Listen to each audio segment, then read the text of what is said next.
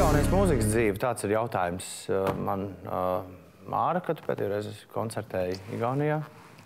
Nu jau labs laiciņš, jā, Riņķī, nu jau.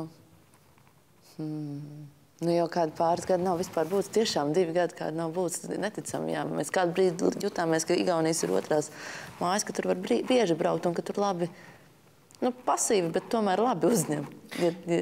Ja ikvienā vakarā aiziet Tallinas vai Tartu ielās, nu, tā vienkārši pastaigāties piekdienas vai sestdienas vakarā, ir diezgan daudz koncertu iespēju. Ir diezgan daudz iespēju paklausīties gan igauņu jauno mūziku, gan ne tikai. Kāpēc tur mūzikas dzīve ir dzīvāka nekā šeit? Ir sūkstījušies visādu paudžu latviešu mūziķi, kuriem ir izdevies iekārot visādas zemes. Bet Igaunija nē. Un kāpēc? Jo Igauni vienkārši latviešu mūziku neņem pretī. Kādreiz arī vecā māma teica, preci labāk krievu vai čigānu, bet nepreci igauni. Lūk, arī latviešu atbilde. Igaunīši bālelī, naidu cēlu Latvijā. Tautas dziesma, man liekas, vai kaut kas tāds. Jūri, vai tiešām tik traki ir ar igauņiem? Es nezinu par igauniem.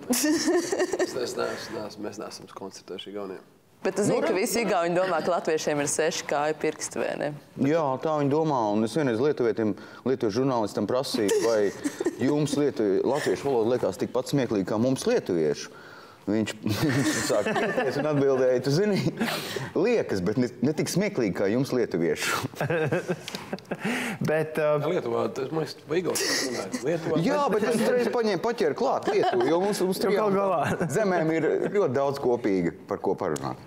Man liekas, ka Igaunija vienkārši vienmēr bijis 3 soļus mums priekšā. Es nezinu, kāpēc. Ar saviem lēnajiem divplākšņu gājieniem. Jā, bet tomēr viņi kaut kā vienmēr ir skandināviski un modernāk domājoši. Un tur arī ir tā atslēga. Es domāju, ka pēc valsts varbūt labāk un vieglāk atbalsta arī mūsdienu kultūru, proti popmūziku arī dzen.